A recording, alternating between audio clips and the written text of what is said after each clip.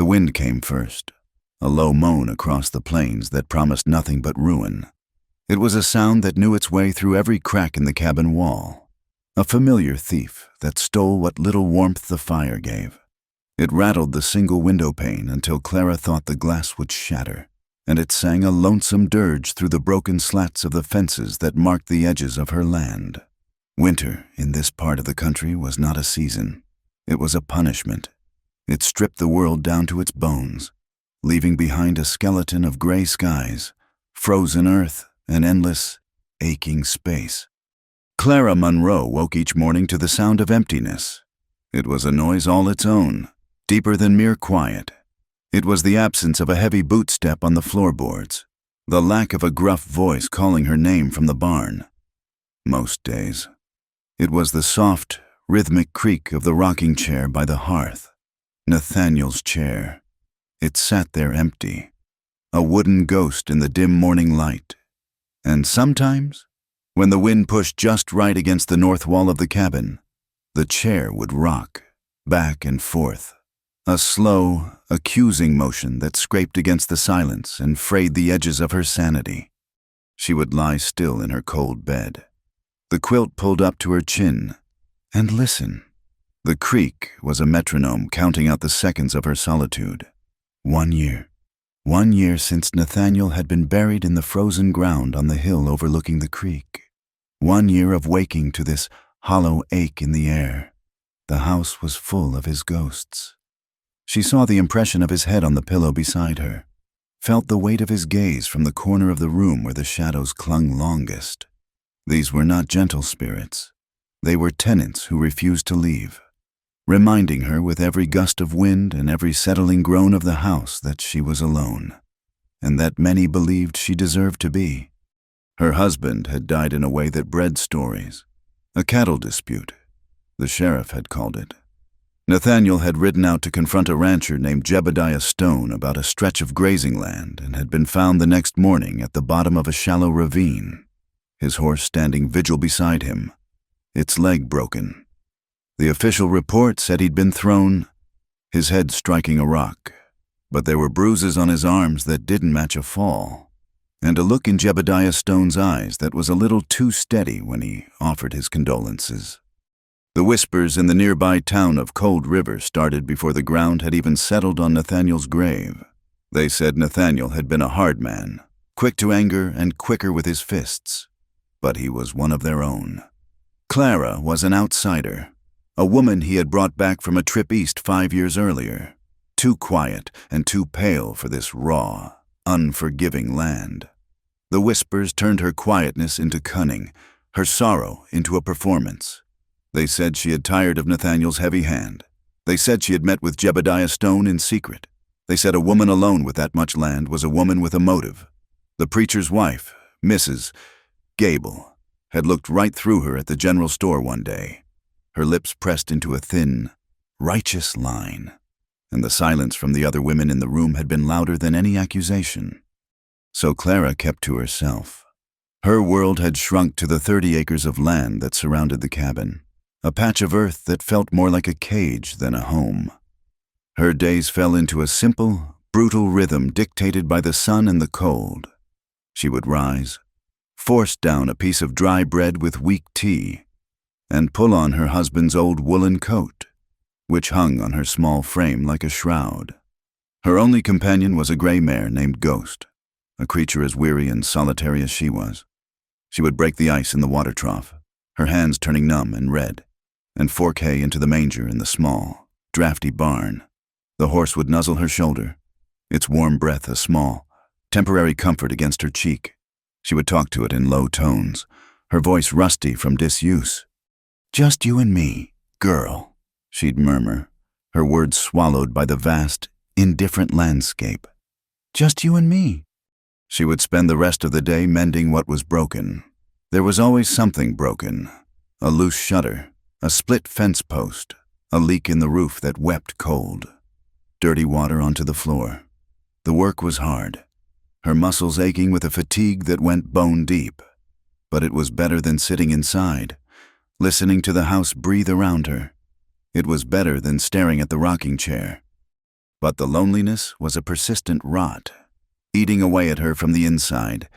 In the beginning, the silence had been a mercy, a relief from Nathaniel's booming voice and sudden rages. Now, it had become a tormentor. It stretched and warped, and in the deep, hollow spaces it left behind, she started to hear things. At first, it was just the wind playing tricks, a whisper that sounded almost like her name. Then, it became clearer. She would be chopping wood and hear a faint chuckle behind her, the sound so much like Nathaniel's that she would spin around, axe held high, her heart hammering against her ribs. Of course, no one was there. There was never anyone there. Some nights, she was certain he was in the cabin with her. She would be darning a sock by the fire, the only light coming from the flickering flames, and she would feel a cold spot in the air, a sudden drop in temperature that raised the hair on her arms. She would look up and see him standing in the shadows, his face a pale oval, his eyes dark pits of judgment. She would squeeze her own eyes shut, her knuckles white as she gripped the needle, and when she opened them again, he would be gone. But the feeling of being watched would linger for hours, a cold pressure on the back of her neck. She started to believe the town was right. Maybe she was going mad. Maybe the emptiness of the plains had finally seeped into her soul and hollowed her out completely. The storm that broke that night was different. It came not with a moan, but with a roar, a furious onslaught of wind and freezing rain that hit the cabin like a physical blow. The sky turned a bruised purple, and the world outside the window dissolved into a churning gray chaos. Clara had just finished her meager supper of salted pork and beans when the first gust hit. The cabin shuddered, and the lantern on the table flickered wildly, casting dancing, monstrous shadows on the walls. She rose and went to the window, peering out into the maelstrom. The rain was coming down in sheets, turning the hard, frozen ground into a slick, churning sea of mud. The wind tore at the branches of the lone cottonwood tree near the house, threatening to rip it from its roots. A sudden, violent crack of sound made her jump back. The barn door, the old iron latch, must have given way. "Ghost!" she breathed, her own voice a thin thread of sound against the storm's fury. The mare would be terrified. Without a second thought for her own safety, she grabbed the lantern, pulled on the heavy coat, and stepped out into the night. The wind hit her instantly, stealing her breath and trying to tear the door from her hand. She fought it, leaning her whole body into the wood until it slammed shut behind her. The lantern flame sputtered, threatening to die. She cupped a hand around the glass chimney, the hot metal searing her cold skin, and began the treacherous walk to the barn. The ground was a mire. With every step, her boots sank into the freezing mud, which sucked at them with a greedy pull. The rain plastered her hair to her face and soaked through the thick wool of her coat in seconds. The darkness was absolute, broken only by the feeble, flickering yellow light of her lantern. The barn loomed ahead, a black shape against a blacker sky, its door hanging open and banging violently against the frame in the wind. She was halfway there when a gust of wind, stronger than any before it, slammed into her. It knocked her off balance. Her foot slipped in the greasy mud, and she went down hard on one knee. The lantern flew from her grasp, arcing through the air before landing with a soft hiss in a puddle, extinguishing its light and plunging her into total darkness. She cried out, a small, desperate sound that the storm devoured. Panic, cold and sharp, pierced through her. She was alone, in the dark, in the heart of a tempest, with the whispers of the dead in her ears. She tried to push herself up, but her hands just slid through the slick mud. The cold was seeping into her bones, a deep, paralyzing chill. She could hear the creak of the empty rocking chair in her mind, hear Nathaniel's mocking laughter on the wind. She was going to die out here. Swallowed by the mud and the dark, she sagged, her strength giving out, and nearly collapsed face first into the freezing muck. Suddenly, a hand gripped her arm. It was large and firm, the fingers strong and sure. It stopped her fall, holding her steady with an unyielding strength. For a moment, she thought it was one of Nathaniel's ghosts, reaching out to drag her down. She screamed, a raw, terrified sound. "Easy now," a voice said, low and calm, right beside her ear. It was a man's voice, deep and gravelly, but it held none of Nathaniel's menace. It was steady, a rock in the swirling chaos. "I've got you." He pulled her upward. She stumbled, her legs feeling like water, but he supported her, his arm wrapping around her waist to keep her upright. She was pressed against a solid, warm body, a wall of muscle and wet leather that smelled of rain and horse and distant wood smoke. She couldn't see his face in the pitch black, only the towering silhouette of him against the churning sky. Who are you?" she stammered, her teeth chattering from cold and fear. "Name's Eli Mercer," he said, his voice close again, a strange comfort against the howl of the wind. "Just a drifter, riding through. Your barn door was making a racket. Figured someone might need a hand." He started to lead her back toward the cabin, his grip never faltering. She leaned on him, too weak and too stunned to do anything else. He moved with a slow, deliberate confidence, as if walking through a hurricane in the dead of night was something he did every day.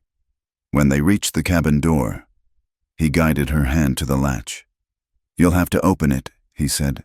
"My hands are full." She fumbled with the cold metal, her fingers clumsy and numb, but finally managed to get the door open. They stumbled inside, into the relative quiet of the small room. The fire in the hearth had burned down to glowing orange embers, casting a soft, warm light. Eli Mercer kicked the door shut behind them, cutting off the storm's roar.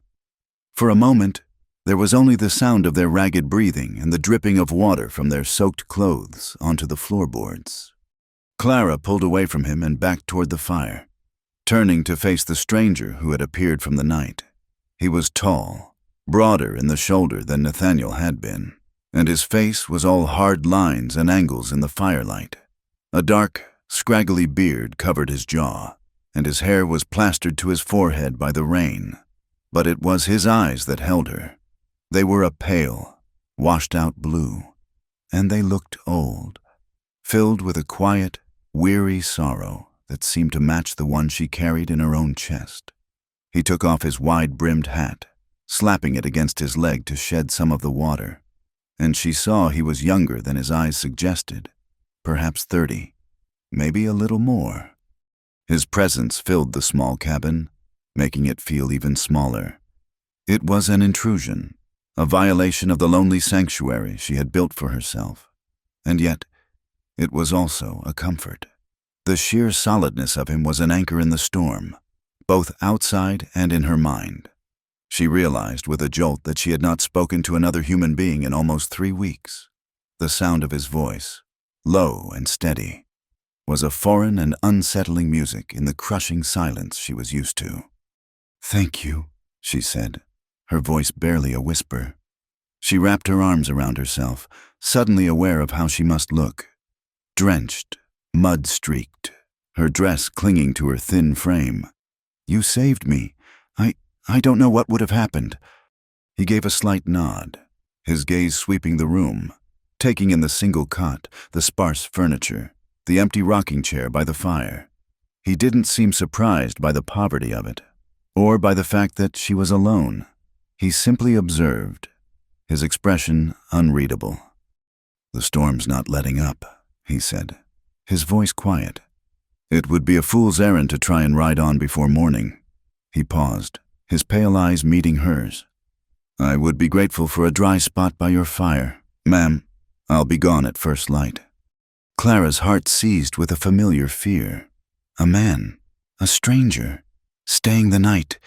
She knew what the people in Cold River would say if they found out. The whispers would become shouts. The looks of scorn would turn to open condemnation.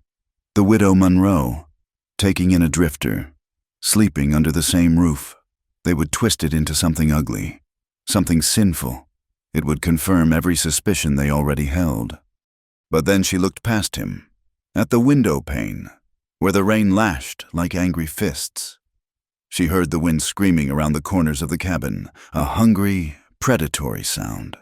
The thought of being alone in the house with that noise, with the ghosts, and the voices that came with the darkness, was a far more immediate and terrifying prospect. The fear of what people might say was a distant, pale thing compared to the raw, primal fear of the night that was clawing at her door.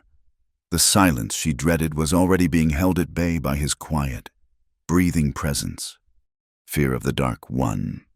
"You can stay," she said, the words coming out in a rush before she could change her mind. "There's wood in the box. I'll get you a blanket." She moved to the small chest at the foot of her bed, her movements stiff and awkward. She felt his eyes on her, not in a threatening way, but with a quiet, steady watchfulness. She pulled out a thick, worn wool blanket and handed it to him, careful not to let their fingers touch. He took it with another nod of thanks. He shed his wet leather duster and hung it on a peg by the door, then moved to the hearth. He took the poker and stirred the embers, then skillfully added a few logs from the wood box. In moments, the fire caught, and bright, cheerful flames leaped up, pushing back the shadows and filling the room with a comforting warmth and the clean scent of burning pine. He settled on the floor with his back against the stone hearth, stretching his long legs out in front of him. He didn't press her for conversation. He seemed content to sit in the quiet, staring into the flames.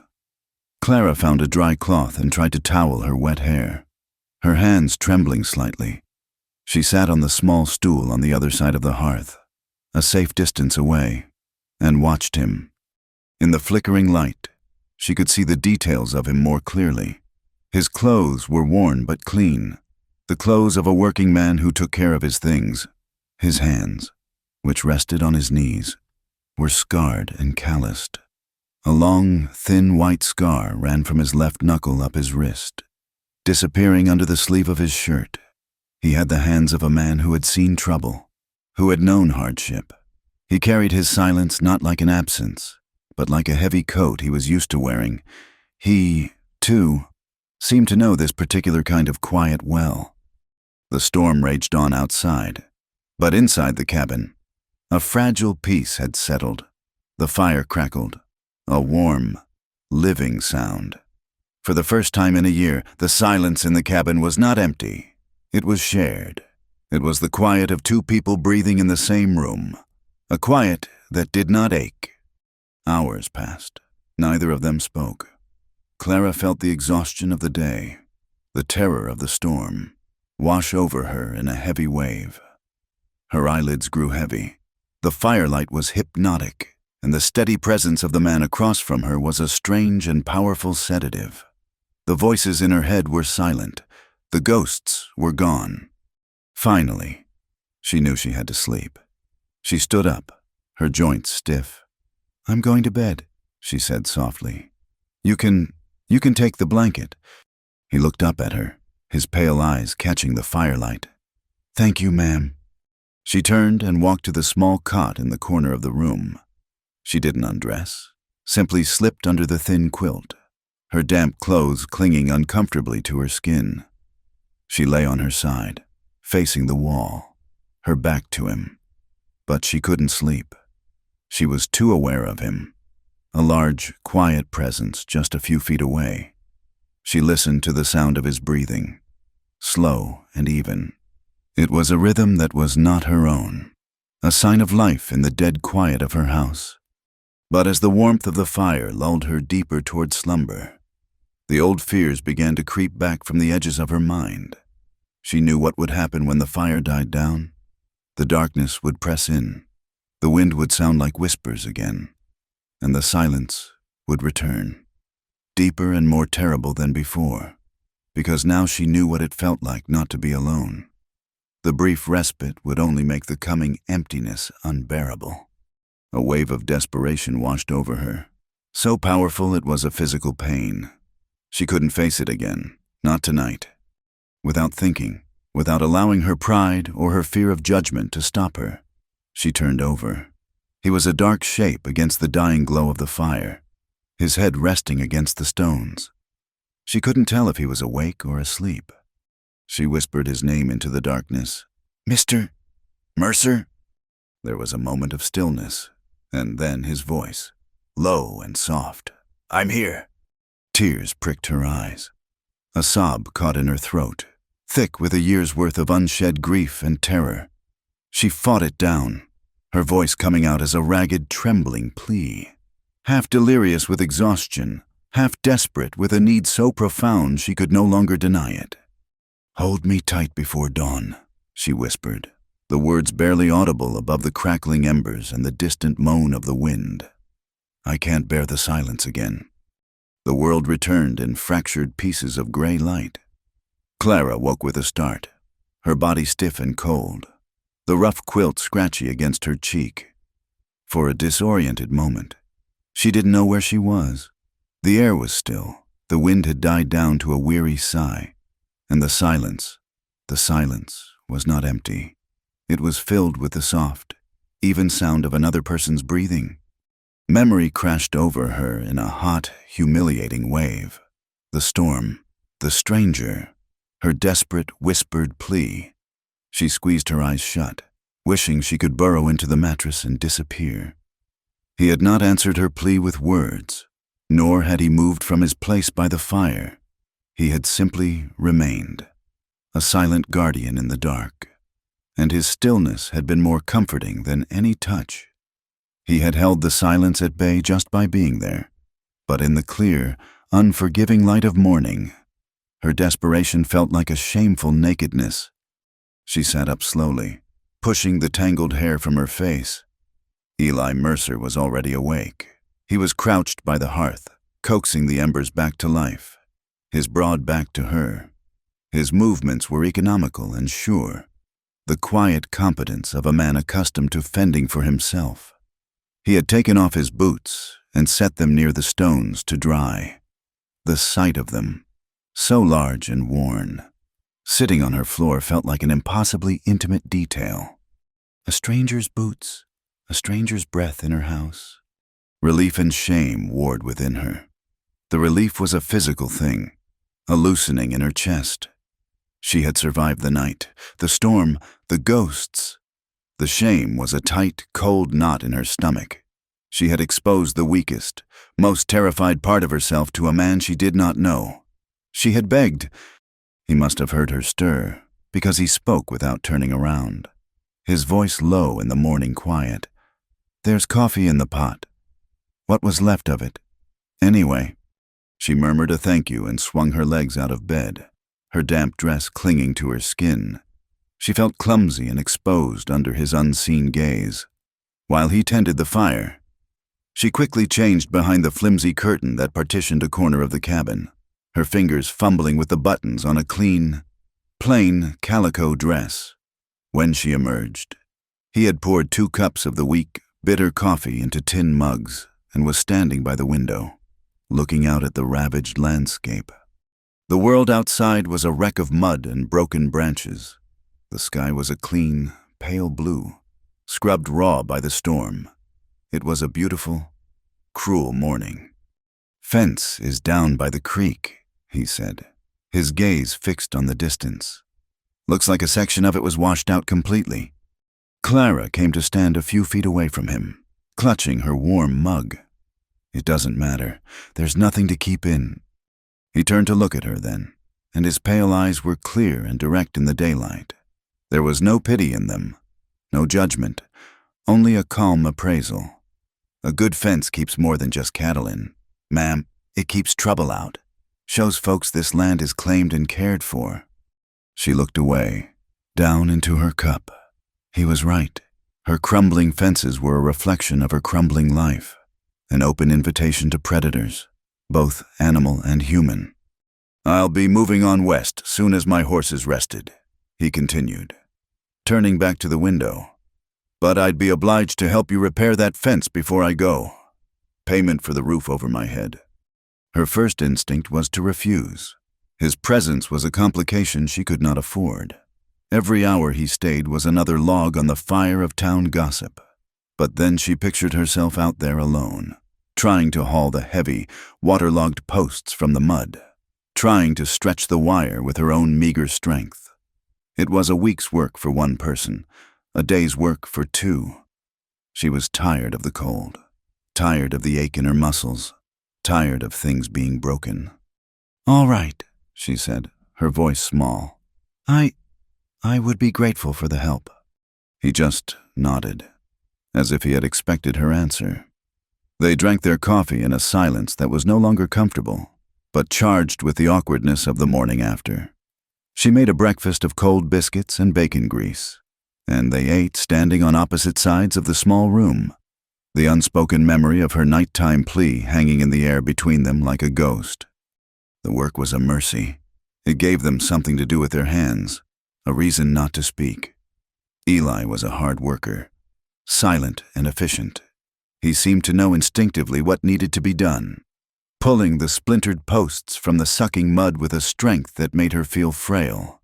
She worked alongside him, gathering tools, clearing debris, her respect for him growing with every steady, powerful movement he made. The sun climbed higher, warming the air and drawing steam from the damp earth, as they labored side by side in the clean, cold air. The tension between them began to ease, replaced by the simple rhythm of shared work. In that quiet companionship, fragments of their lives began to surface, offered up like smooth, worn stones pulled from a pocket. He asked her how long she had been on this land. 5 years since I came out here with Nathaniel, she answered, her voice flat. A lifetime. He grunted in understanding.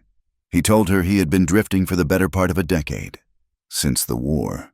He didn't say which side he fought on, and she didn't ask. The war was a fresh scar on the face of the country, and men carried it in different ways. For him, it seemed to be a restlessness, an inability to put down roots. Lost a brother, he said later, his voice so low she almost didn't hear it over the sound of him tamping a new post into the ground. Younger than me. He never came back from a place called Shiloh. The casual, stark finality of it made her own throat tighten. She thought of the secrets she carried, the griefs no one in this place knew about. The town saw her as Nathaniel's widow, a woman mourning a husband. They knew nothing of the first, deeper loss that had carved out her insides and left her hollow long before Nathaniel's death. I lost a child, she said, the words falling from her lips before she could stop them. They felt like stones themselves, heavy and sharp. She had not spoken them aloud in 4 years. A baby girl. She took a fever the winter after we were married. She didn't see her first spring. Eli stopped his work. He didn't turn to look at her, but stood perfectly still, his back to her, his hands resting on the top of the post driver. He was giving her the dignity of not having to see her face. He knew what a confession like that cost a person. I'm sorry to hear that, ma'am, he said quietly, after a long moment. Then he lifted the heavy driver and slammed it down onto the post with a solid, final thud. The conversation was over, but the unspoken understanding between them had grown heavier, thicker. They were two people defined by ghosts, bound by the things they had lost. By late afternoon, they needed more staples for the wire. The town of Cold River was a necessary evil, a place she avoided unless desperation drove her there. Today, it was necessary. I'll ride in, Eli offered. No need for you to go. No, she said, more sharply than she intended. It's my land, my fence. I'll pay for my own supplies. It was a matter of pride, a small act of defiance against her own fear. They rode in on their separate horses, Ghost and his big, dark gelding, keeping a respectable distance between them on the muddy track that led to town. Cold River was not much more than a single dusty street lined with squat, false-fronted buildings, a general store, a saloon, a church, and a handful of houses. As they rode down the main street, Clara felt the familiar prickle of eyes on her. Windows seemed to darken as faces appeared behind the glass. Men lounging on the porch of the saloon stopped their whittling to stare. She kept her gaze fixed straight ahead, her chin high, but she could feel the weight of their judgment. She was acutely aware of Eli riding beside her, a tall, armed stranger whose presence announced a change in the lonely widow's life. They dismounted in front of the general store. As Clara tied Ghost's reins to the hitching post, the door to the store opened and the preacher's wife, Mrs. Gable, emerged. She was a stern, bony woman whose piety was a weapon she wielded with grim satisfaction. She took one look at Clara, then let her gaze travel slowly over to Eli, who was tying his own horse. A look of sour disdain tightened her thin lips. She sniffed, a small, sharp sound of disapproval, and then turned her back on Clara completely, walking past her without a word as if she were a piece of dirt on the road. The snub was so deliberate, so public, that it felt like a slap. Heat flooded Clara's face. She stood frozen for a moment, her hand on the hitching post, the wood rough beneath her trembling fingers. Eli said nothing. He just waited, his expression impassive, until she gathered herself and pushed open the door to the store. Inside, the whispers followed them. The store owner, a balding man named Mr. Abernathy, served them with a forced, thin-lipped politeness. Two women sorting through a barrel of flour at the back of the store fell silent when they entered, only to resume their conversation in hushed, urgent tones, casting furtive glances in her direction. Clara could feel their words like insects crawling on her skin. "The widow's got herself a cowboy," one of them whispered, loud enough for Clara to hear. She paid for the staples, her coins clattering on the counter, and fled the store, her errand to the saloon for a block of salt for Ghost forgotten. She just wanted to go home. She wanted to be back inside the crumbling walls of her cabin, where the silence was her own. Eli followed her out, his face still a stony mask. He must have seen her distress, because he said, "I can get that salt for you, ma'am." "No," she said, her voice tight. "I'll get it. You wait here." She needed to do this herself, to prove to them, and to herself, that she was not afraid. It was a foolish lie. She was terrified. The saloon was the heart of the town's cruelty, a place Nathaniel had frequented, a place where men's tongues were loosened by whiskey and malice. She pushed open the swinging doors and stepped into the gloom. The smell of stale beer, sweat, and sawdust hit her first. The room was noisy with the clink of glasses and the low rumble of men's voices. Her entrance caused a ripple of silence that spread from the bar outwards. All eyes turned to her. A woman, and the widow Monroe at that, had no business in here. She walked straight to the bar, her gaze fixed on the bartender. "A block of salt, please." Before the bartender could answer, a rough voice called out from a corner table, where a group of ranch hands were playing cards. "Well, look what we have here. The little widow's come to town." Laughter followed, coarse and ugly.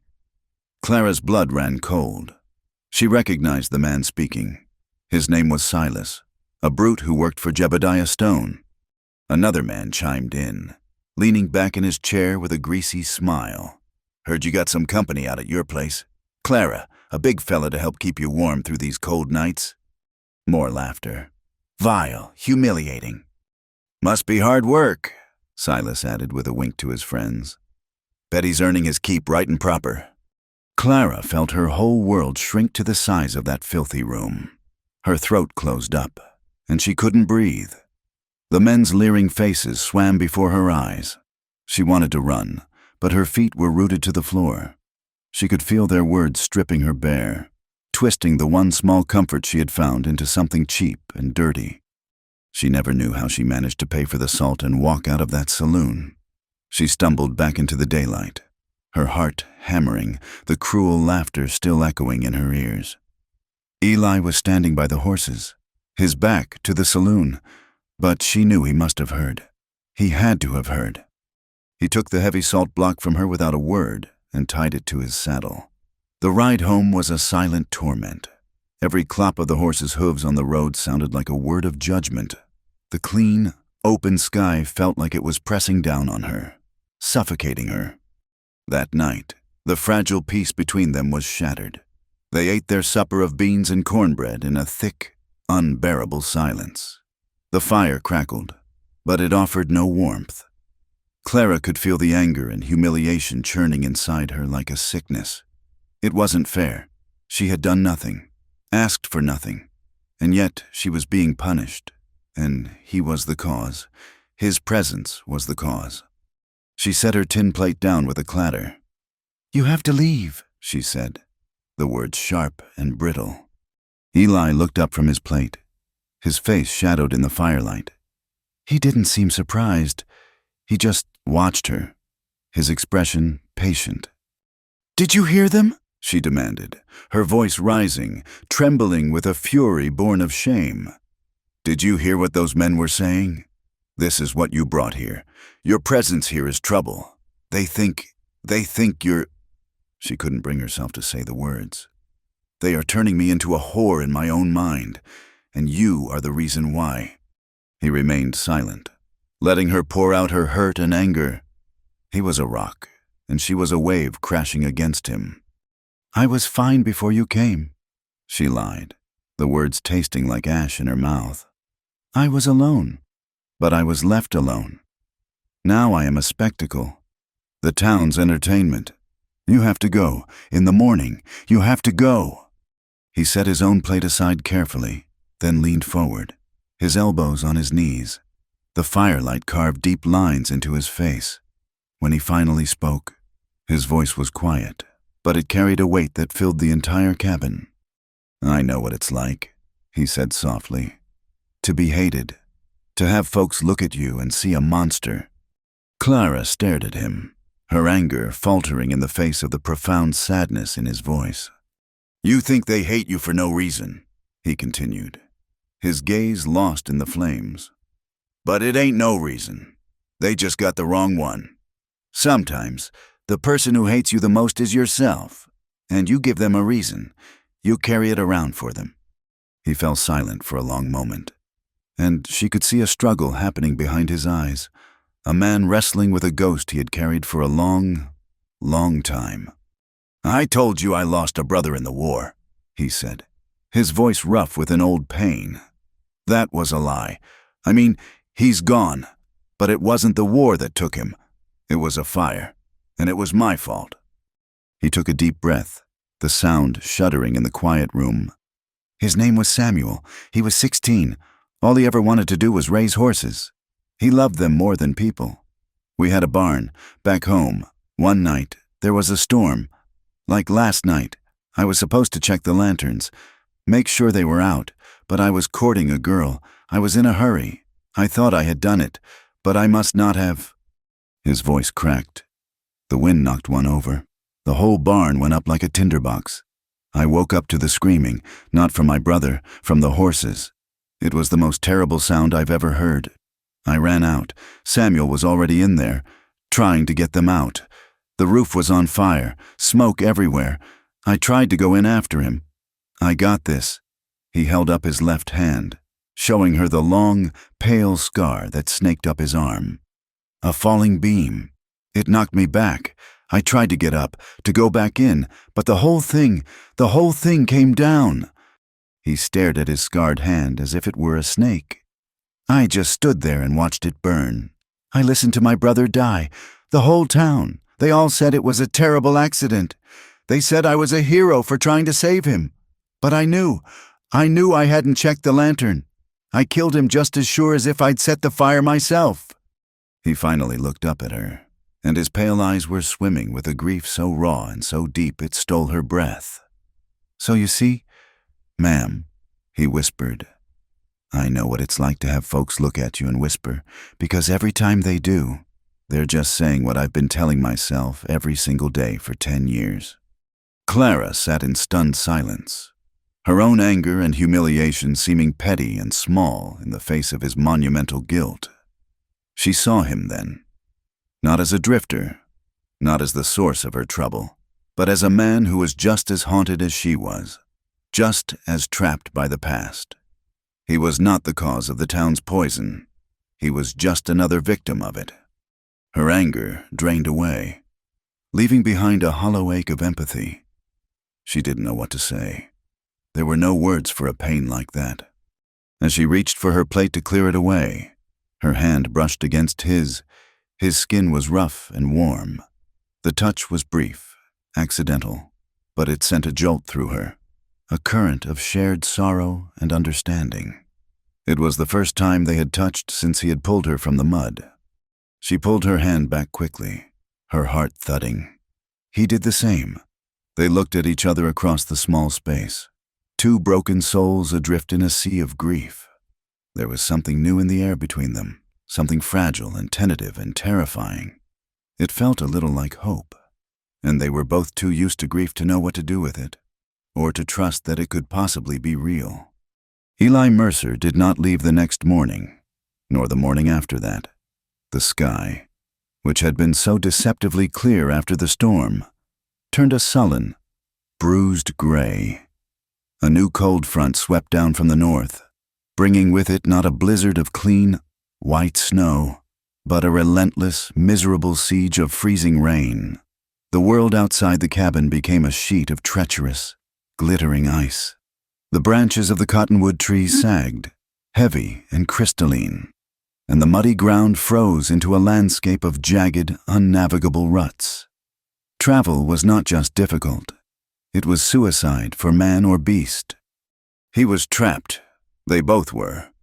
The days bled into one another, measured not by the sun, which remained hidden behind a thick blanket of cloud, but by the small, repeating rituals of survival. A fragile peace settled over them, born of necessity and routine. They fell into a rhythm that felt as old as time itself. He would rise before her, the scrape of the poker on the hearthstones her new alarm clock. By the time she was dressed, he would be coming back inside, his coat dusted with ice, his arms laden with firewood he had chopped from the dwindling pile behind the cabin. The rhythmic thud of his axe was the first sound of her day, a steady, reassuring heartbeat in the frozen world. She would cook, making what she could from her meager stores of flour, beans, and salted meat. He would eat whatever she put in front of him without complaint, his gratitude expressed not in words, but in the way he meticulously cleaned his plate and refilled the water buckets from the well, a task that involved breaking a new layer of ice each morning. He repaired the loose hinge on the cabin door, patched the leak in the roof, and resoled one of his own worn boots with a piece of leather she found in Nathaniel's old trunk. She, in turn, took his torn flannel shirt one evening and mended the seam with small, neat stitches, working by the flickering firelight while he sharpened his knife with a whetstone, the soft, scraping sound a counterpoint to the hiss of the wind outside. These small, domestic acts built a life between them, a silent partnership that felt both comforting and dangerous. The silence in the cabin changed again. It was no longer the aching void of her loneliness or the awkward quiet of two strangers. It grew tense, charged with an unspoken awareness that vibrated in the small space between them. It was in the way she would turn from the fire and find him watching her, his pale eyes holding an expression she could not name before he looked away. It was in the way his hand would brush hers when she passed him a cup of coffee, a brief, electric touch that made them both draw back as if burned. They were two solitary planets that had been drawn into a shared orbit, and the gravitational pull was growing stronger each day. They were both terrified of the collision. They spoke of practical things, the weather, the dwindling woodpile, the strength of the ice on the creek. They never spoke of his dead brother or her lost child. They never mentioned the whispers in town or the shame that had driven her to lash out at him. And they certainly never spoke of the desperate plea she had made on the night of the storm. But the words hovered in the air, unspoken and unforgettable, a constant reminder of the vulnerability that bound them. The nights were the worst. The fragile peace of the day would dissolve with the setting of the sun, and in the deep, oppressive darkness, Clara's ghosts would return. They were not the hazy, sorrowful specters of her memory, but vicious, terrifying predators.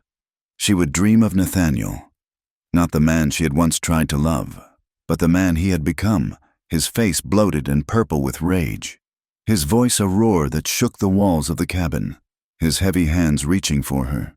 She would dream of the night he died, seeing not a fall from a horse, but the glint of something sharp and the look of shocked betrayal in his eyes. In the dreams, it was her hand holding the weapon. She would wake with a choked scream, her body rigid with terror, the sheets damp with a cold sweat. She would be sitting bolt upright in her cot, her heart a wild drum against her ribs, the dream images still burning behind her eyelids. The first time it happened, Eli was across the room in an instant. He moved with a swift, silent grace that was startling. One moment he was a lump of blankets by the hearth. The next he was kneeling by her bed, his hand on her shoulder. "Easy now," he said, his voice a low rumble in the dark. "You're all right. It was just a dream." She flinched at his touch, a reflexive recoil from the phantom grip of her husband. But his hand was not heavy or cruel. It was steady. A rock. She sagged against it, a shuddering breath escaping her lips. The trembling started then, a violent, uncontrollable shaking that rattled her teeth. He didn't say anything else. He simply stayed there, his hand a warm, solid weight on her shoulder, until the trembling subsided. He was her anchor, holding her fast until the storm in her mind passed. He would wait until her breathing evened out, and then he would retreat to his spot by the fire without a word. This became another of their rituals. The nightmare, the scream, his silent presence, his steadying hand. They never spoke of it in the morning. They would meet each other's eyes over their coffee cups, a flicker of shared, secret knowledge passing between them. And then they would begin the day's work as if nothing had happened. They pretended it was a practical arrangement, a simple act of human decency. But Clara knew it was more. He was standing guard over her sleep, protecting her from the demons her own mind conjured. And with every nightmare he pulled her from, her reliance on him grew, twisting into a dependency that frightened her more than any dream. The ice finally began to thaw after 3 long weeks. The world dripped and wept, and the frozen ground softened into a deep, impassable mud. One afternoon, as Clara was kneading dough for their evening meal, she heard the sound of approaching horses. It was not the sound of a lone rider, but of several, their hooves squelching in the muck. A knot of ice formed in her stomach. Visitors were never a good thing.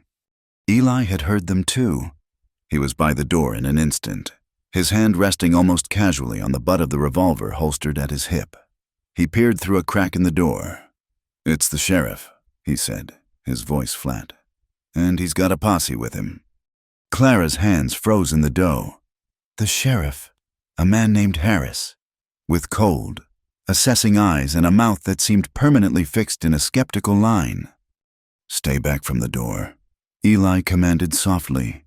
He opened it before they could knock and stepped out onto the small porch, positioning himself between the cabin and the riders. There were 4 of them, their horses steaming in the damp air. Sheriff Harris sat his horse in the lead, his hands resting on his saddle horn. He was a thick, bull-necked man whose authority came from his size and his badge. The 3 men behind him were grim-faced locals she recognized from town. Their rifles were held loosely across their saddles, a casual display of force. "Afternoon," the sheriff said, his eyes moving past Eli to the cabin, no doubt noting the smoke curling from the chimney, a sure sign of occupancy. "Looking for a man. Name of Eli Mercer." "That's my name," Eli said, his voice even. He did not move. The sheriff's gaze settled on him, hard and unfriendly. "There was a man shot dead 2 towns over, in Ridgeback. A cattle agent named Finch. Happened about 3 weeks back. Witnesses saw a drifter matching your description riding out of town right after. Said he was headed this way." Clara's blood ran cold. 3 weeks. That was the day before Eli had arrived at her cabin. She watched from the shadows of the doorway, her heart hammering against her ribs. "A lot of men match my description," Eli said calmly. "I passed through Ridgeback, but I didn't shoot anyone." "That's so," Sheriff Harris sneered. "You got anyone who can vouch for where you were the night Finch was killed?" The question hung in the air. A baited hook. Eli was a drifter. He had no one. Clara knew it. The sheriff knew it. She saw the trap closing around him, saw the flicker of satisfaction in the sheriff's eyes. They had already decided he was guilty. A stranger was always the easiest person to blame. In that moment, something inside Clara shifted. It was the memory of Mrs. Gable's sneer, the sound of the men's cruel laughter in the saloon, the weight of 100 suspicious glances. It was the memory of Eli's quiet confession by the fire, the story of his own unjust guilt, and it was the feeling of his hand on her shoulder in the dark, a steady anchor in her sea of terror. He had saved her. Now it was her turn. Before Eli could answer, Clara stepped out of the cabin and onto the porch, moving to stand beside him. She wrapped her arms around herself, forcing her hands to be still. She looked directly at Sheriff Harris. Her chin lifted. "He was with me," she said, her voice clear and steady, betraying none of the terror that was screaming through her veins. "He's been here for weeks. He arrived the day of that first big storm, and the weather's kept him here since." She was lying to the law, to the sheriff himself. The enormity of it made her feel lightheaded, but she did not waver. The sheriff's eyes narrowed, his gaze shifting from Eli to her. She could see the suspicion, the disbelief. He looked her up and down, taking in her plain dress, her worn face, and the protective way she stood beside the tall stranger. His lip curled slightly. It was the same look he had given her a year ago, when he had questioned her about Nathaniel's death. A look that said he knew she was lying, that she was a woman of low morals, capable of anything. That look, that old, familiar judgment, solidified her resolve. It ignited a spark of cold fury in her chest. "He's been helping me with repairs," she continued, her voice gaining strength. "The storm took down my fence.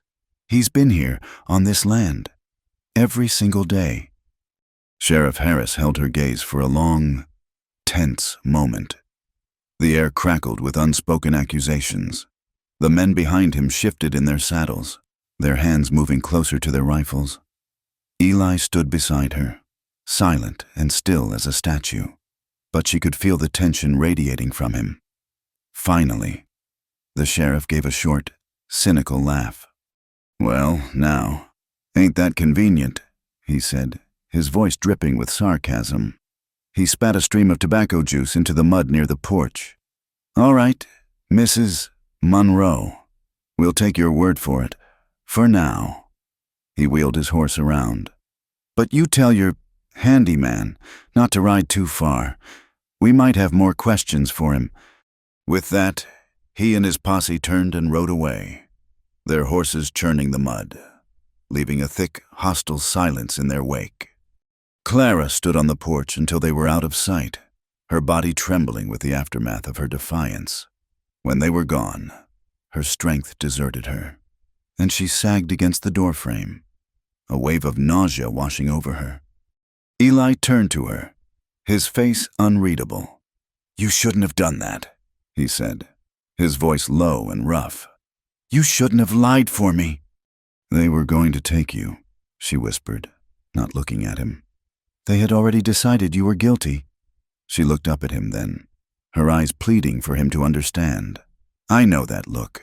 I know how they see people like us. We're outsiders. We're convenient. When my husband died, Sheriff Harris looked at me the exact same way. He asked me where I was, what I was doing. He made me feel like I was the one on trial." The old pain, the old injustice, was raw in her voice. He saw it in her eyes, the deep, abiding hurt of being wrongfully judged. He reached out, his hand hovering in the air for a moment as if he were going to touch her, then let it drop to his side. "This is my trouble, Clara, not yours," he said, using her first name for the first time. The sound of it on his lips was both intimate and painful. "I won't have you hanged alongside me for a murder I didn't commit. I'll leave tonight.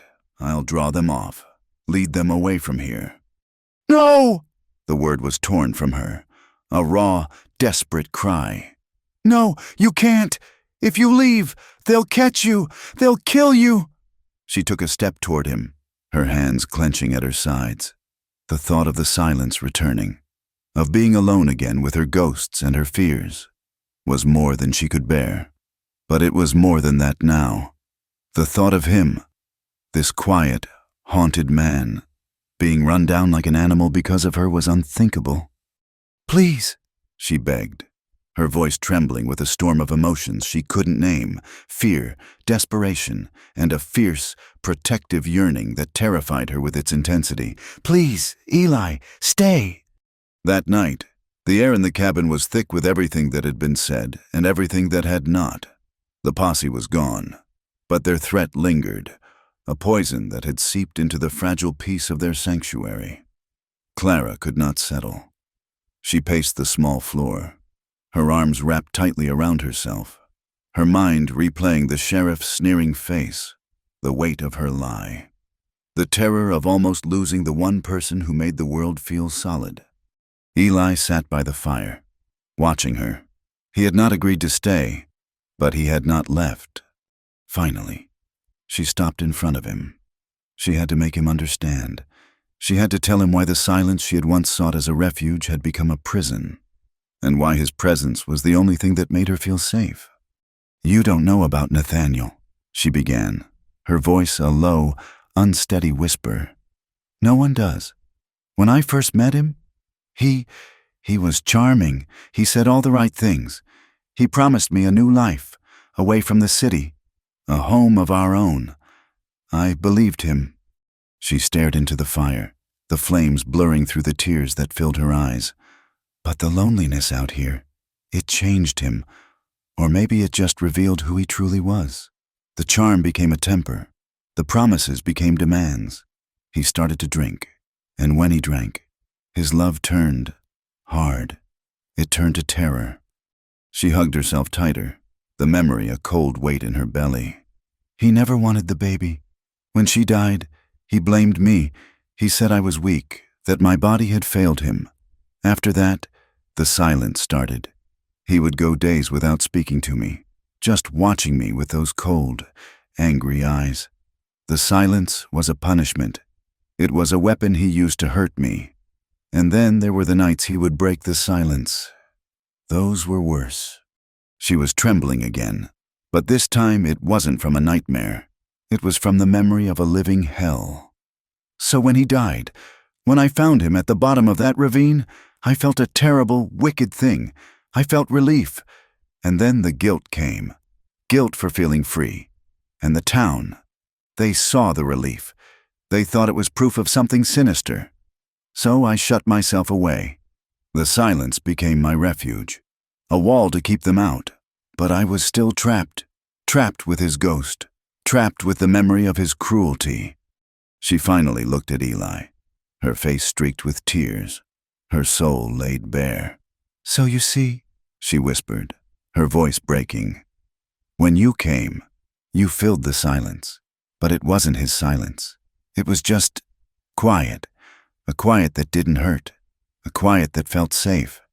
That's why I can't let you go. I can't go back to that." He looked at her for a long time, his face carved with a deep, aching empathy. All her secrets, all her shame, all her pain. It was all there, in the open, in the warm firelight between them. And he did not flinch. He did not turn away.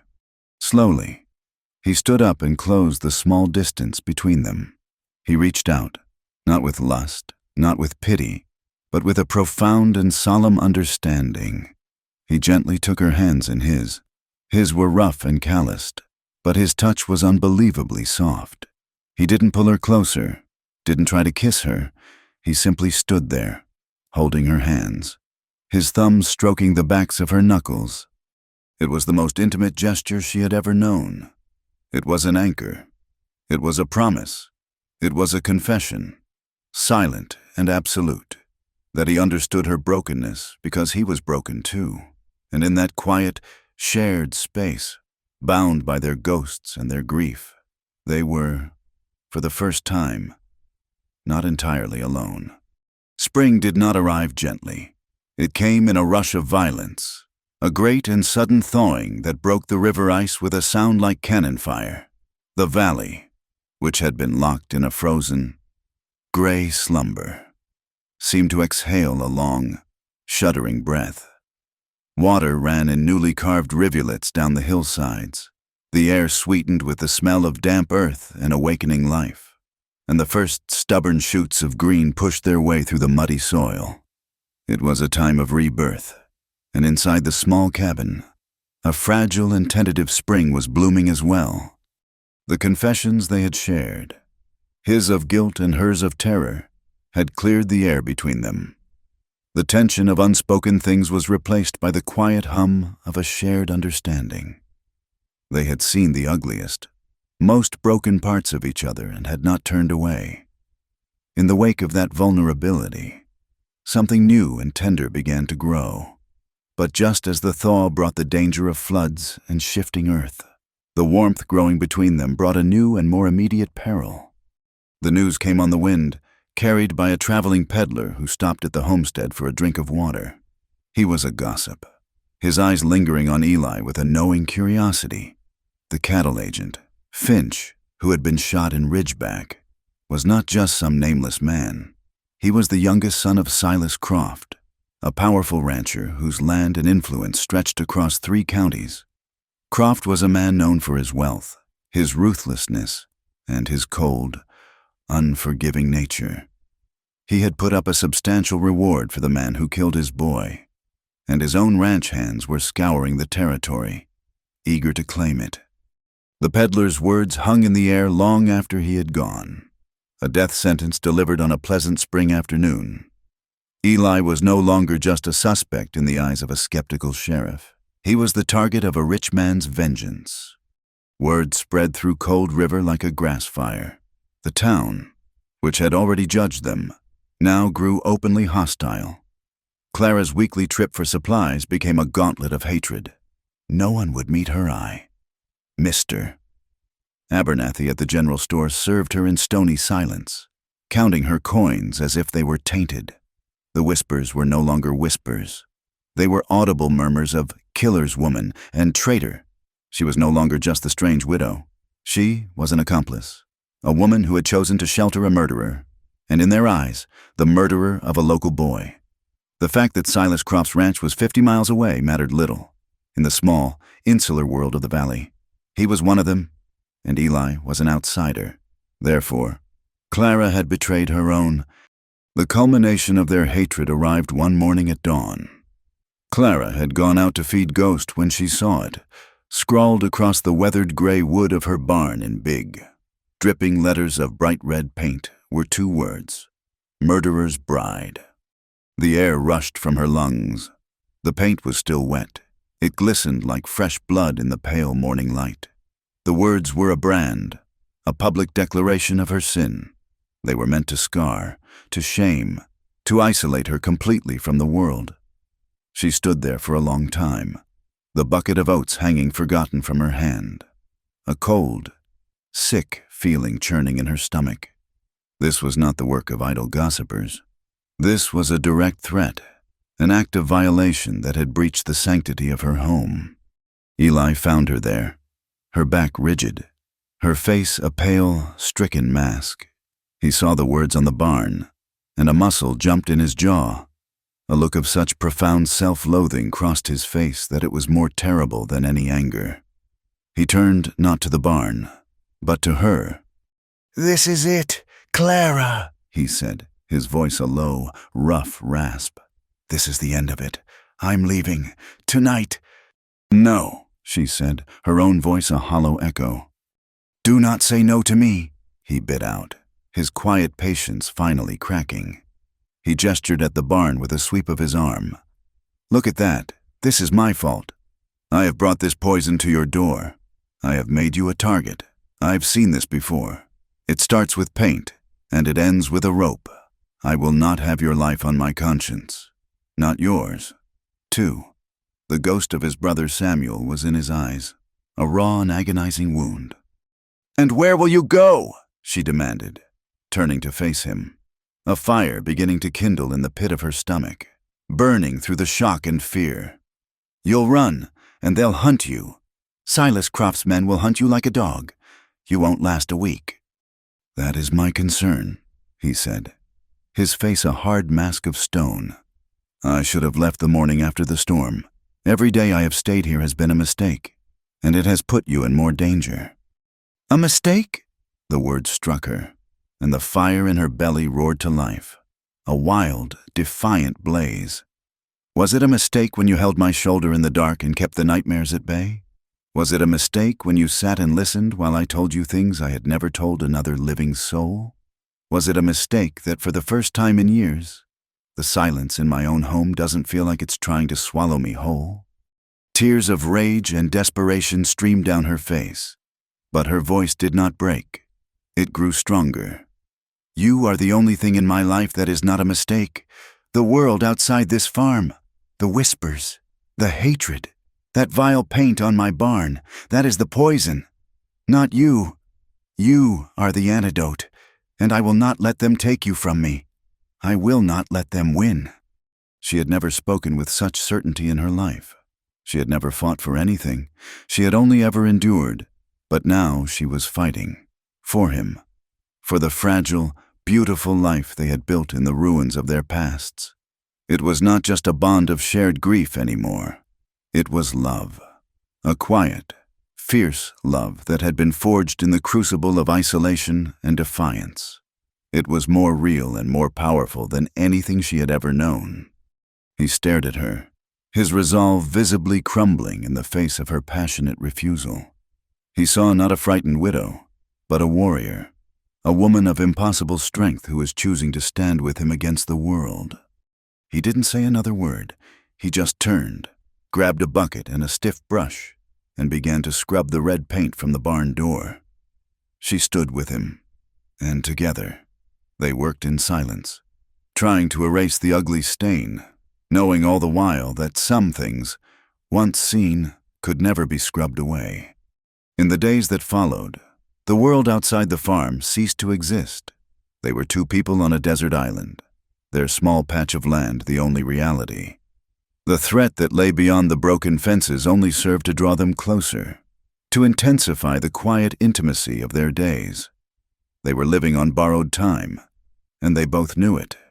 Every shared meal, every quiet evening by the fire, felt precious and finite.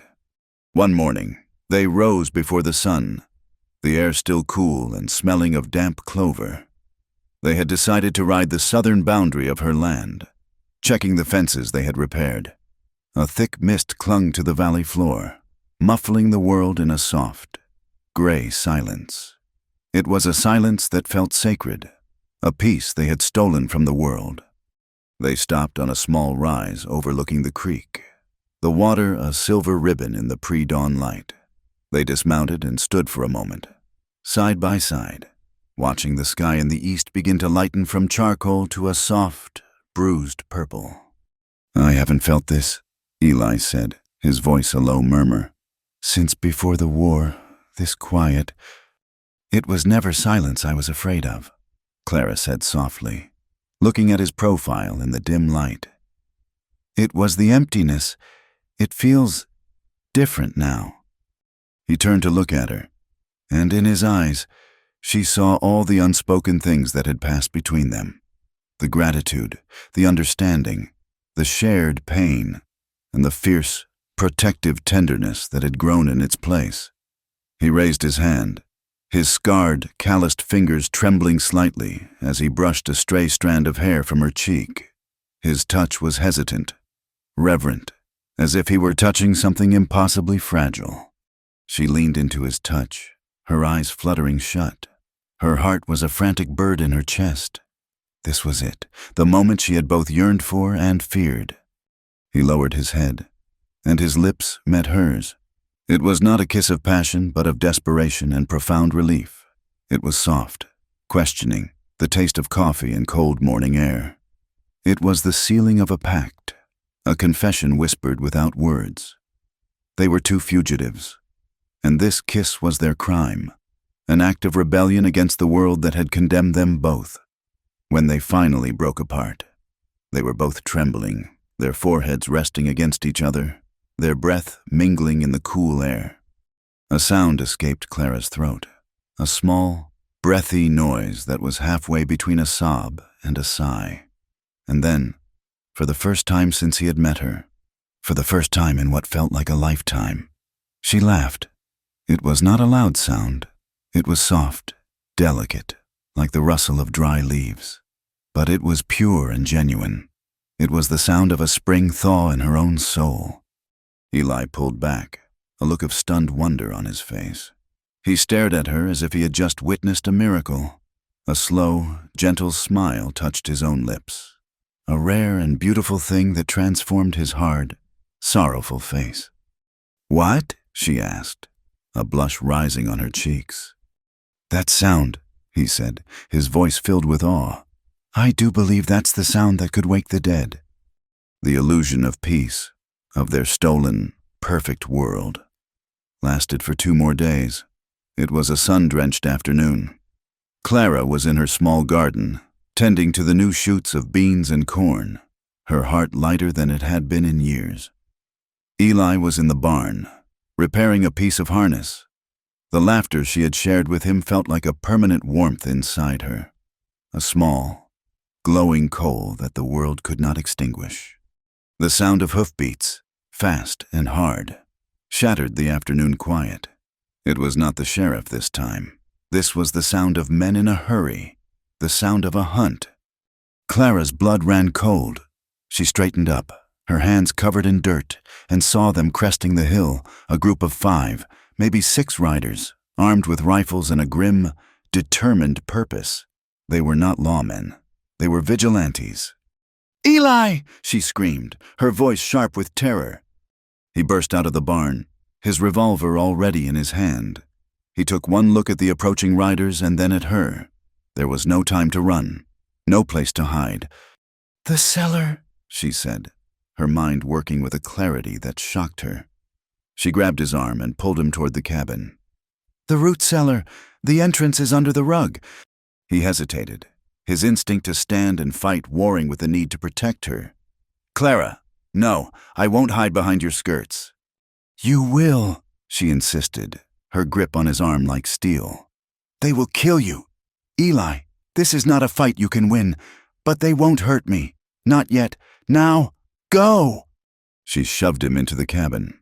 They tore back the worn rug in the center of the floor, revealing a heavy wooden trapdoor. He lifted it, revealing a small, dark space that smelled of earth and damp potatoes. He looked at her, his eyes filled with a desperate plea. "I will be fine," she said, her voice firm, channeling a courage she did not know she possessed. "Be quiet. No matter what you hear, do not make a sound." He squeezed her hand, a hard, quick pressure, and then disappeared into the darkness. She dropped the heavy door back into place, threw the rug over it, and kicked a bit of dirt over the edges to hide the seams. She took a deep, shuddering breath, smoothed the front of her dress, and walked out onto the porch to meet them. They thundered into the yard, their horses trampling her new garden without a care. The man in the lead was Silas, the brute from the saloon, his face set in a cruel, triumphant sneer. "Evening, widow," he said, his eyes roaming over her in a way that made her skin crawl. "We're looking for your friend, the murdering coward you're keeping here." Clara wrapped her arms around herself, forcing her body to remain still, to project an image of calm defiance. "I don't know who you're talking about," she said, her voice cold and even. "There's no one here but me." Silas laughed, a harsh, ugly sound. "Don't play dumb with us. We know he's here. We got word. Now. You can give him up easy, or we can tear this whole place apart board by board. It's no matter to us." "I told you, he's not here," she repeated, her gaze unwavering. "He left weeks ago. Now get off my land." Her courage was a shock, even to herself. This was the woman who had once crumbled in fear of whispers.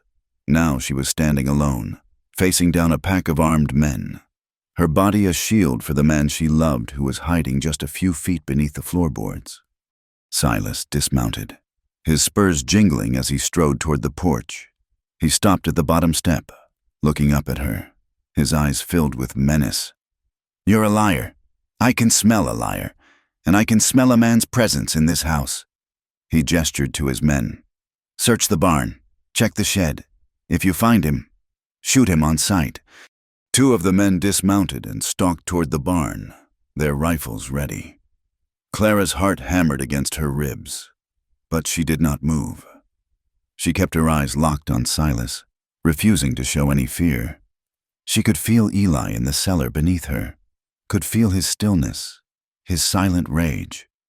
The men returned from the barn a few minutes later, shaking their heads. "He ain't in there." Silas's face darkened with frustration. He took a step up onto the porch, crowding her, his foul breath washing over her. "Last chance, woman.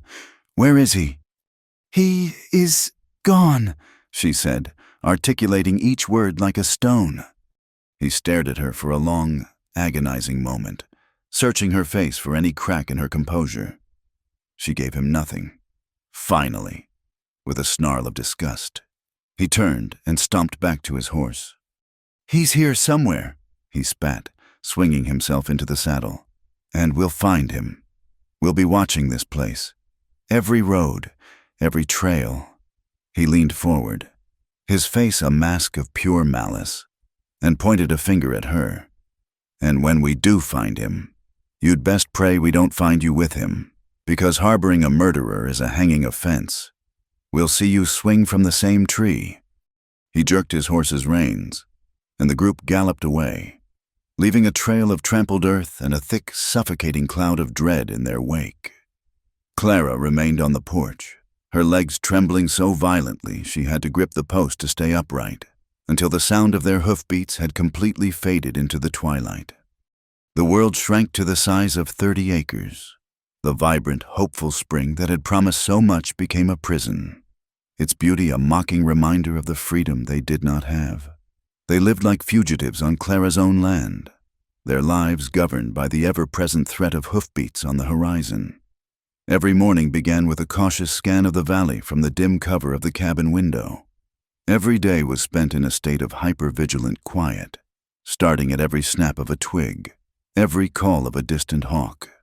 When they saw riders in the distance, ranch hands from a neighboring property, or, once, the sheriff riding patrol, they would move with a silent, practiced urgency.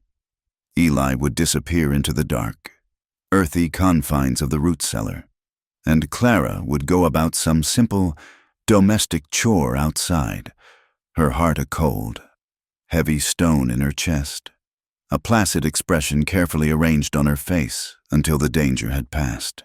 The relief that followed was never complete. It was merely a brief reprieve, a held breath before the next wave of fear. The days grew unbearable, each one a thread stretched tighter and tighter, threatening to snap. The strain began to wear on them. Eli grew more silent, the lines around his eyes deepening. A restless, caged energy radiated from him. He spent hours staring out at the distant mountains, a look of profound longing on his face. He knew, and she knew, that this could not last. He was a man made for open spaces, and this confinement was slowly killing his spirit. One evening, he laid it out for her, not as a possibility, but as a certainty. He had a map, a worn, creased piece of paper he had pulled from his saddlebag. He spread it on the small table between them, its surface illuminated by the flickering lantern light.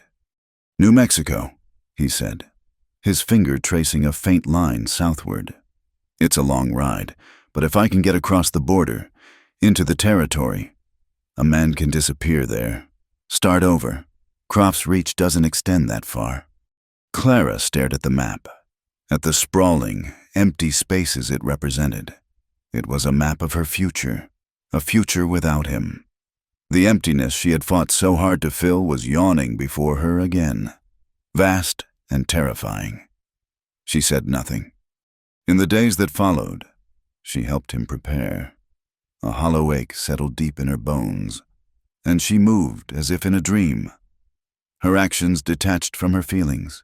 She mended his last clean shirt, her stitches small and perfect, her mind a complete blank. She helped him pack rations, dried beef, hardtack, a small bag of coffee, her hands moving with a mechanical efficiency while her eyes remained empty. Her face a carefully composed mask. To show him her despair would be a cruelty, a weight he did not need to carry on his journey. So she packed her own heartbreak away with the supplies, hiding it beneath a veneer of quiet practicality. He planned to leave on the next moonless night, using the deep, impenetrable darkness of the plains to cover his escape. The day before his departure arrived with a heavy, oppressive stillness. The sky was overcast, the air thick and humid. A storm was coming. As dusk fell, the wind began to rise, a low, mournful sound that rattled the window pane and moaned around the corners of the cabin. It was the same sound, the same wind, from the night he had arrived. They ate their final meal in a silence so thick it was a physical presence in the room. Every small sound, the scrape of a fork on a tin plate, the crackle of the fire, was amplified, a punctuation mark in their long, silent goodbye. After they had eaten, he took her hands across the small table. "Clara," he began, his voice rough with emotion. He stopped, unable to find the words. There were no words for what lay between them, no words for what he was about to leave behind. She pulled her hands from his and stood up, walking to the window to stare out into the churning darkness. The wind was howling now, a wild and desolate sound. It was the sound of her own soul. When she finally spoke, her back was still to him, her voice a near whisper, lost in the noise of the coming storm. "Hold me tight before dawn," she begged, the words an echo of a plea she had made what felt like a lifetime ago. Then, she had whispered them in a delirium of fear, a desperate cry to a stranger to save her from the silence. Now, she spoke them with the full, heartbreaking weight of love, a desperate plea to the man who had become her world to save her from the emptiness of his leaving. He came to her then, turning her from the window to face him. He gathered her into his arms, and she buried her face in his chest, her shoulders shaking with silent, racking sobs. He held her, his hand stroking her hair, his own face buried in the curve of her neck. They stood like that for a long time, two souls clinging to each other as the storm of their lives broke around them. What happened next was not a surrender to lust, but an act of sheer, desperate defiance. In a world that had branded them, hunted them, and tried to erase them, they chose to stake their claim. In the small, flickering warmth of the cabin, with the wind screaming outside, they made love. It was a quiet, solemn act, as sacred as a prayer and as fierce as a battle cry. It was in the trembling touch of their hands, the desperate mapping of each other's faces in the dim light. It was in the whispered words, their names spoken over and over, an affirmation that they were real, that they were here, that they existed. It was a final, beautiful rebellion, a testament to a love that had bloomed in the most barren of soils, a love they would not let the world take from them without a fight. They were not a murderer and his bride. They were a man and a woman. And in the sanctuary of that small room, they were, for a few precious hours, free. Sometime in the deep, quiet hours before dawn, exhausted by tears and love, Clara fell asleep in his arms. He lay awake, watching her face in the soft, dying glow of the firelight. He memorized the curve of her cheek, the gentle flutter of her eyelashes against her skin, the way her lips were softly parted in sleep. He had never known a peace like this, a sense of belonging he had thought long dead and buried with his brother. And he had to leave it. To stay would be to sign her death warrant along with his own. His leaving was the only true act of love he had left to give. As the first, faint, gray light of sunrise began to filter through the window, he gently disentangled himself from her sleeping form. She murmured his name, a soft, questioning sound, and he froze, his heart clenching. But she did not wake. He pulled the quilt over her bare shoulder and allowed himself one last, soft kiss on her forehead. He dressed quietly in the dark, gathered his meager supplies, and took his rifle from its place by the door. At the threshold, he paused and looked back at her one last time. He was leaving his heart, his soul, in this small, rough-hewn cabin, with a final, silent goodbye. He slipped out the door and into the cold dawn, unwilling to see her weep. Clara woke hours later to the sharp, brutal sound of sunlight in an empty room. She knew he was gone before she even opened her eyes. The silence was back. Not the sacred, shared quiet of the night before, but the old, familiar, aching void. It pressed in on her from all sides, heavier and more painful than ever before. A single, tearless sob escaped her lips. She lay there, curled in the cold sheets, adrift in a sea of grief, when a sound from the valley floor ripped through the morning quiet. Gunshots. Not one, but a volley. Sharp, cracking reports that echoed off the hillsides. She was out of the bed in an instant, her heart seizing with a terror so absolute it stole her breath. Eli. They had found him. The riders. They had been waiting. She didn't stop for shoes or a coat. She threw open the cabin door and ran. She ran barefoot, the sharp stones and thorny weeds of the field tearing at the soles of her feet. But she felt no pain. Her only reality was the frantic, desperate need to get to him. She followed the sound of the shouting and the intermittent crack of rifle fire, her lungs burning, her bare legs pumping through the tall, wet grass. She burst through a line of cottonwood trees and saw them. It was happening by the creek, the same spot where they had shared their first kiss. Eli's horse lay dead on the bank, a casualty of the first volley. Eli himself was pinned down behind a cluster of large rocks, his revolver in his hand. He was returning fire, but it was hopeless. There were 4 of them, Silas and 3 others, spread out in a semicircle, using the trees for cover, taking their time. They were toying with him. As she watched in horror, one of Silas's men got a clear shot. Eli cried out, a sharp, ragged sound, and staggered, clutching his side. He was hit. He slid down behind the rock, his return fire ceasing. Got him! Silas bellowed in triumph. Let's finish this!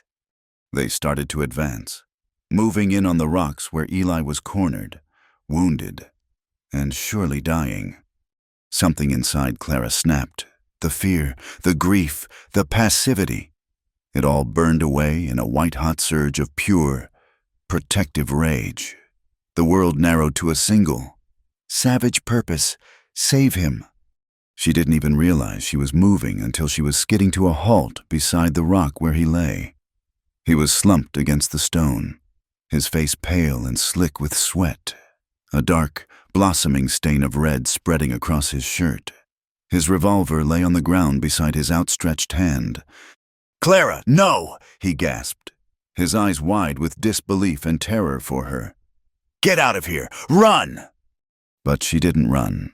She looked at the advancing men, their faces cruel and certain of their victory. Then she looked at Eli, at the man who had faced down her ghosts and given her a reason to live. She would not let them have him.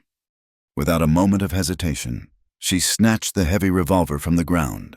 She had never fired a gun in her life, but the weapon felt strangely natural in her hand. She rose from behind the rock, a wild, fearless fury transforming her face. "Get away from him!" she screamed, her voice a raw, primal roar that shocked the men into a momentary halt. She raised the gun with both hands, aimed at the space above their heads, and pulled the trigger.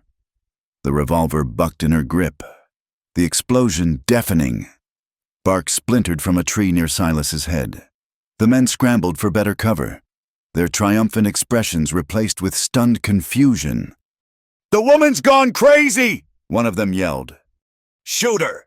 Silas roared. A bullet whizzed past her ear, so close she felt its heat. Another struck the rock beside her, spraying her with stone chips. She didn't flinch. She fired again and again. She was not aiming to kill. She was aiming to drive them back, to create chaos, to show them that this would not be an easy murder. A searing, white-hot pain suddenly tore through her left shoulder. She cried out, stumbling back a step, the impact spinning her around. She looked down and saw a rip in the sleeve of her dress, and the bright, shocking red of her own blood. She was hit. The pain was dizzying, but the sight of her own blood only fueled her fury. She raised the gun one last time, her vision blurring, and fired the last shot at Silas. The bullet kicked up dirt at his feet, and, with a curse, he finally broke and ran for his horse. The others, seeing their leader retreat and clearly unnerved by this mad, barefoot woman who fought like a cornered wolf, followed suit. In a matter of seconds, they were mounted and galloping away, leaving behind nothing but the ringing in Clara's ears and the coppery smell of gunpowder and blood. The revolver fell from her numb fingers. The strength that had surged through her vanished, leaving her weak and trembling, her shoulders screaming in agony. She sank to the ground beside Eli. He was conscious, staring at her with a look of awe and horror. "Clara, you're bleeding!" "It's nothing," she whispered, though a wave of blackness was threatening to pull her under. She crawled to him, tearing a strip from the hem of her dress and pressing it hard against the wound in his side. "We have to get you back to the cabin." Somehow, she did it, leaning on each other, stumbling, falling, and rising again. They made the agonizing journey back across the field. He was feverish and barely coherent by the time she got him through the door and onto her cot. She collapsed on the floor beside him, her whole body shaking, her shoulder a torment of fire. For a long time, there was no sound in the cabin but their own ragged, painful breathing. The silence she had dreaded had returned, but it had changed. She lay on the floor, her blood mixing with his on the rough wooden planks, and listened to the steady, reassuring beat of his heart, just inches from her ear. It was the only sound in the world. The silence that had once ached with loneliness and fear now felt sacred, a holy space carved out by their shared survival, filled not with emptiness, but with the profound and unbreakable rhythm of their two hearts, beating as one. The days that followed were a fever dream of pain and quiet intimacy. The world outside the cabin, with its threats and its hatred, ceased to exist. Their universe shrank to the four walls of the small room, to the rhythm of slow, shallow breathing, and to the constant, careful work of survival. Eli's fever burned hot for 2 days, and in his delirium, he spoke of things Clara could only half understand, of smoke and screaming horses, of a boy's name, Samuel, spoken over and over like a prayer. She bathed his face with cool water, her own shoulder a throbbing, fiery ache, and listened to the ghosts of his past fill the small, sacred silence between them. She cleaned and dressed his wound, a messy, ugly tear in the flesh of his side, and she tended to her own, a clean furrow the bullet had carved along her shoulder. They were marked now, both of them, scarred by the same violence. The shared pain was a strange and powerful communion, a physical testament to the bond that had been forged between them. She was no longer just his protector. She was his partner in this brutal, desperate fight. He woke on the 3rd day, his fever broken, his pale eyes clear and lucid. He looked at her, truly saw her, the dark circles of exhaustion under her eyes, the makeshift sling that held her arm, the fierce, weary set of her jaw, and a look of profound, heart-wrenching anguish crossed his face. "Clara," he whispered, his voice a dry rasp. He tried to sit up, but a sharp intake of breath and a spasm of pain sent him falling back against the sweat-dampened pillow. "What have I done to you?" "You have done nothing," she said softly, placing a gentle hand on his uninjured shoulder. "We did this, together. Now lie still. You need to heal." And so he did. He was a patient patient, though she could see the confinement chafing at him. the inactivity a kind of torment for a man so used to motion. As his strength slowly returned, the reality of their situation began to press in on them again. He was alive. She was alive. But they were still trapped. Silas Croft and his men were out there, licking their wounds. Their hatred surely stoked to a fever pitch by the humiliation of being driven off by a lone woman. They would be back. It was not a question of if, but when. One afternoon, as he sat on the edge of the cot, his shirt off while she carefully changed the dressing on his side, he finally spoke the words she had been dreading. "We can't stay here," he said, his voice low and certain.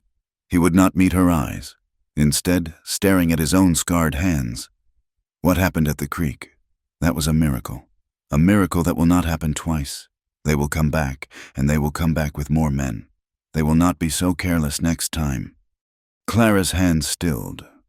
She knew he was right. The brief, violent victory at the creek had bought them time, nothing more. "When I am strong enough to ride," he continued, his voice heavy, "I will go.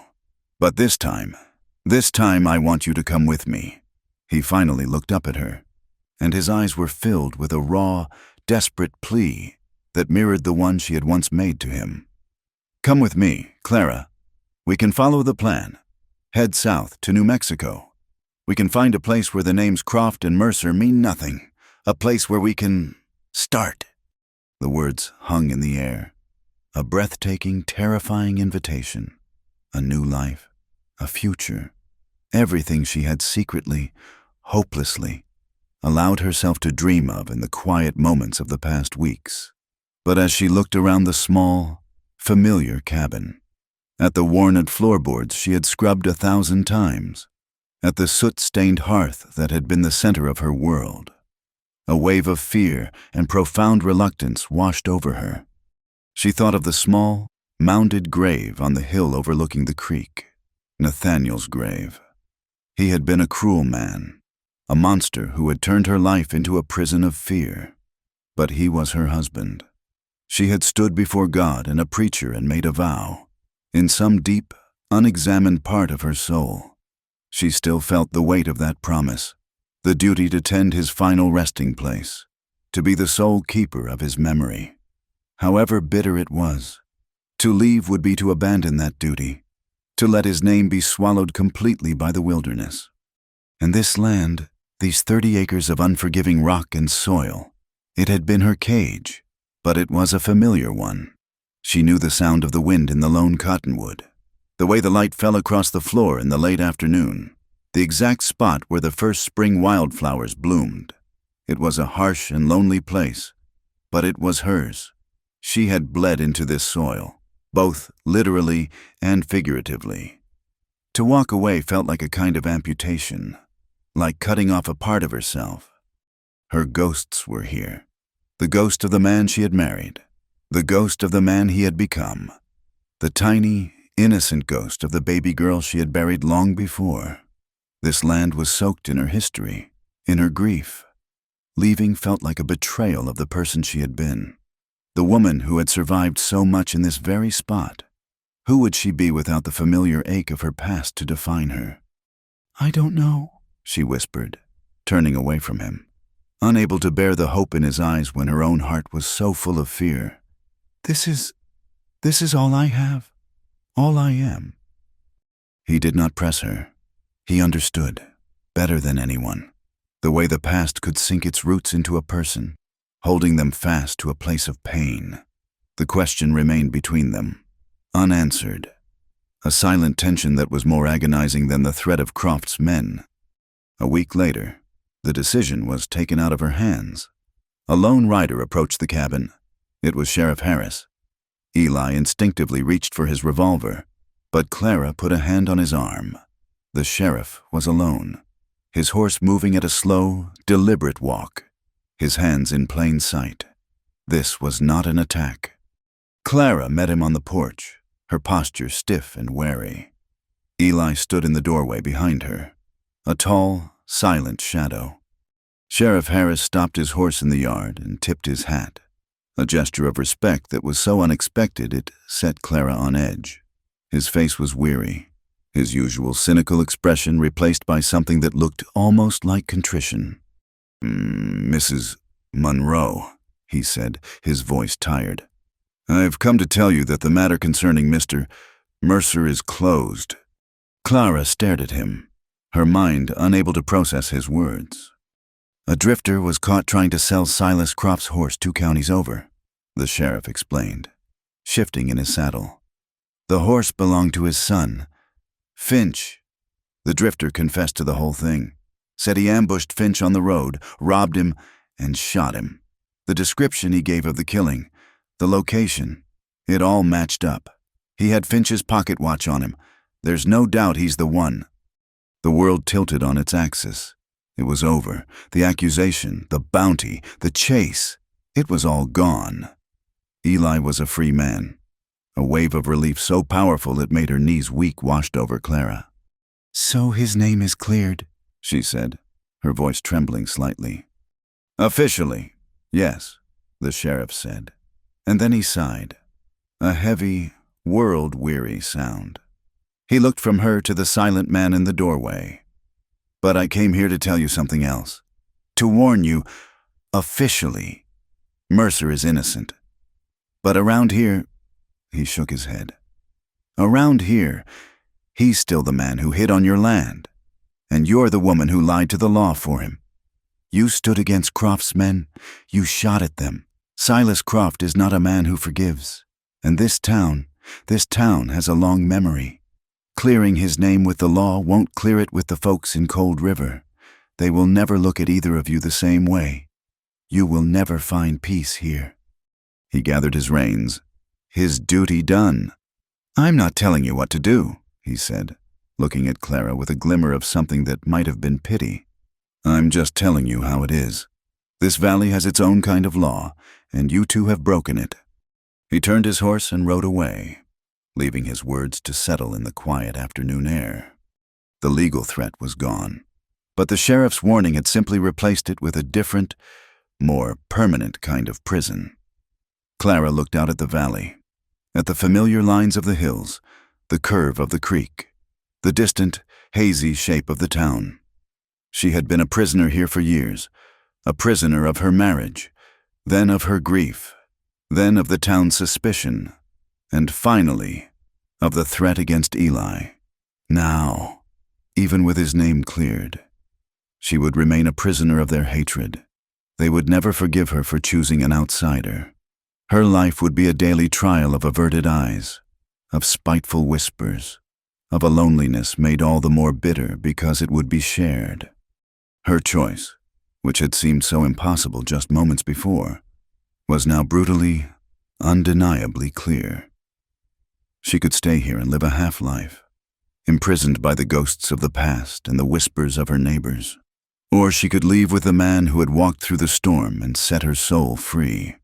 She turned and looked at Eli. He was watching her, his face calm, his eyes full of a quiet, patient love. He did not ask the question again. He simply waited. "Help me pack," she said. A slow smile spread across his face, the first true, unburdened smile she had ever seen from him. It was like watching the sun break through the clouds. She was ruthless in her departure. She sold the land, the cabin, the furniture, everything, to the same traveling peddler who had brought the bad news weeks before.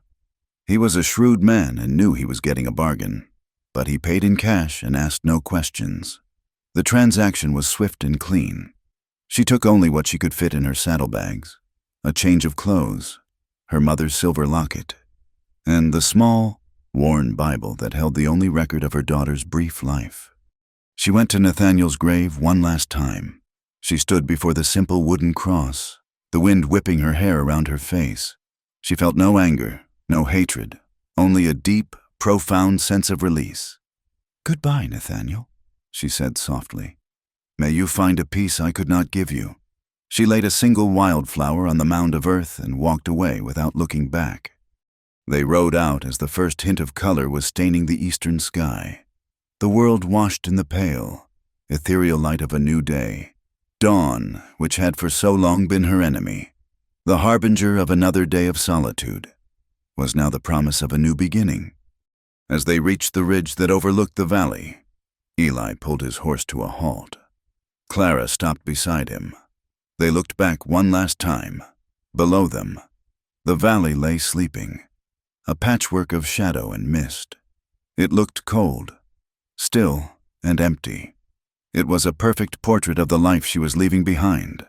All the pain, all the fear, all the aching loneliness was contained in that silent landscape. She turned to Eli, a soft, wondrous smile on her lips. "It was never silence," she said softly, the words a revelation even to herself. "It was just waiting for you." He looked at her, his heart in his eyes, and reached across the space between their horses to pull her into his arms. He drew her close, her body fitting against his as if it were made to be there. He held her tight, his face buried in her hair, their warm breath mixing in the crisp morning chill. The first rays of sunlight broke over the distant mountains, spilling liquid gold across the land and touching their faces. It was a benediction, a cleansing light. They were two lost souls, scarred and broken by the world, but they were not lost anymore. They were holding each other tight before the dawn, the silence no longer an ache, but a sacred, shared peace, the sound of a future waiting to be born. Thank you for listening to our story. Please comment with where you are listening from to connect with others. Subscribe to the From Wild West channel and share your thoughts in English.